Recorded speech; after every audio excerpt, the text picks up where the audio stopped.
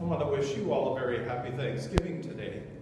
And I'd like to give a different twist on the meaning of Thanksgiving, contrary to a lot of the things that you've heard before. And it really has to do with the understanding of how we are thankful that we live in community. And that community has an opportunity to restore us to right relationships each with each other. But before I begin that, let's just look at the passages that are provided for you today. In Jeremiah chapter 29, we actually have a historical document that can be verified in papyri, in which it is said that the people of Israel must begin to settle down after their long exile from Israel. They are to do the best they can under their extreme circumstances, to build their life as best they can, and to find a sense of home away from home. They can't go to their temple anymore. They can't go through their basic rituals, but they can assemble for worship by a riverbank, pray to their God, sing some familiar hymns, and recall the days of old. However, they must make the best of their situation. No matter how bad it is, they have to find some good in the desolation of their hearts. In 2 Timothy, we have, of course, an author who is saying to the wider church, I am in prison. I am locked up away from the rest of you. But I want to thank you for your kindness to me. I want to thank you for coming to visit me. I want to thank you for the word of God that has given me life in a very difficult set of circumstances. Now, this letter, of course, is attributed to Paul, supposedly, but there's recent scholarship to suggest it is not simply because it deals with a lot of church issues that Paul would not have faced during his lifetime. Be that as it may, we have an author who is struggling to keep his faith. He's taking the life of Christ into his heart, but it's through the fellowship that extends itself between the bars that he stands behind. And finally, in our last lesson, Luke, the Gospel, you know the story very well. All I want you to notice are two very simple things. 10 lepers are healed from a great distance. The reason they are healed from a great distance is because they know they're lepers, and if they come in touch with anyone within the recent population, they're not only worried about spreading the illness, but they're also worried of defiling someone else. And in Jesus' tradition, if you came across somebody who was blind, who was a beggar, someone who had a virulent skin disease, you did not approach them whatsoever. They were considered to be, if you will, outside God's house.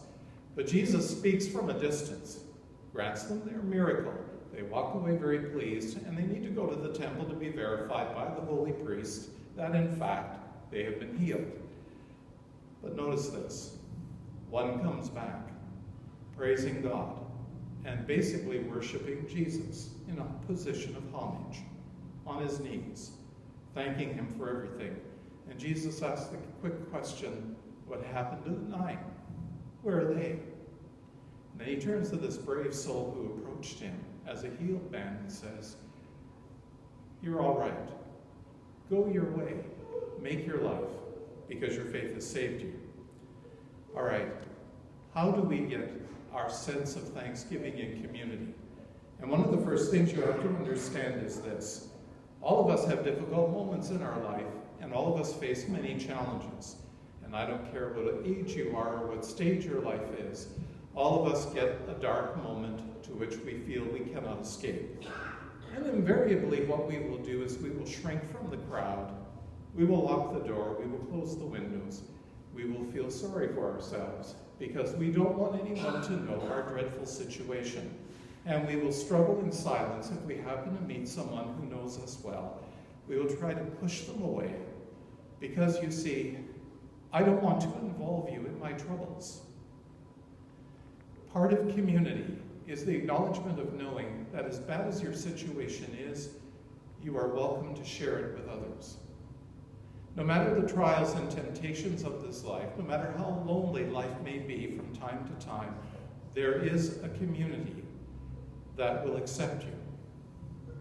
The problem is we have made a judgment on ourselves, and we have told ourselves that we have this heavy weight that can't be lifted, and therefore we will retract from community as a whole.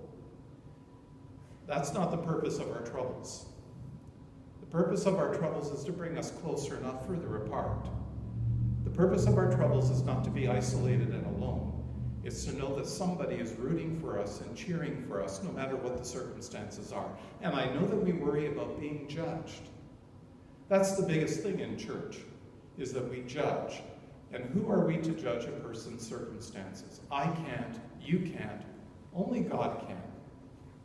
And it's our role not to judge, but to let them speak about their issues, to unload their burden.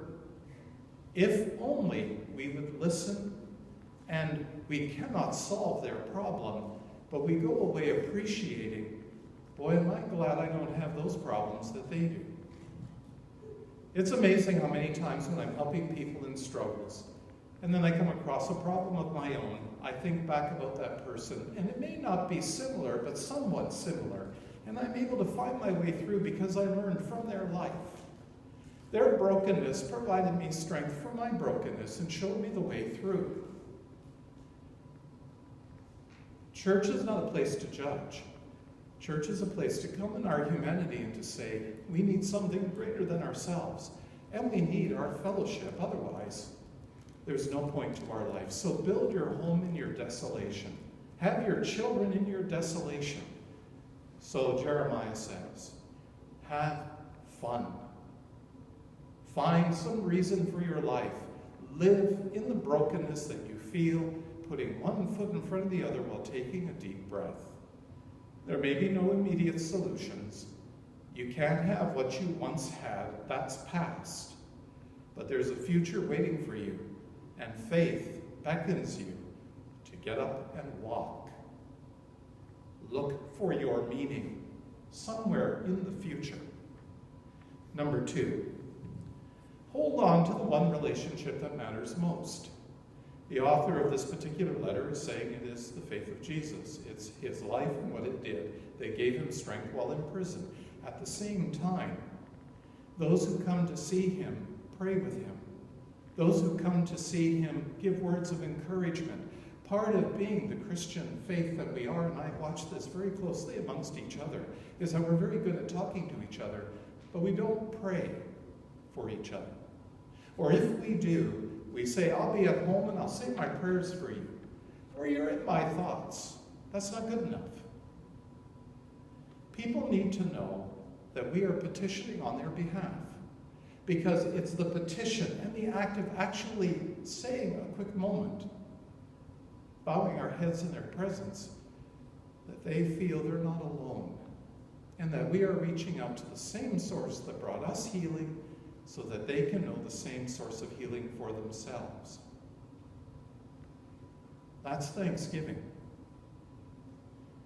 God gives us life, and we have the trials of life, but we have his word of encouragement, his compassion, his word of forgiveness, not judgment, not about right and wrong, but about living into the context of trust, that God will never abandon us no matter what happens, and that always in our time the answer will come.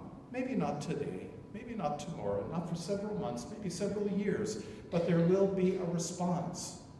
And the community that surrounds us keeps us stable and helps us to hear, because they carry our petition in prayer. And my last point.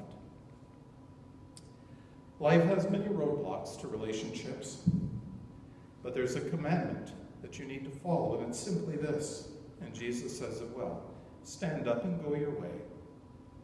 Your faith has saved you. People ignore us, and sometimes we have classifications of friends.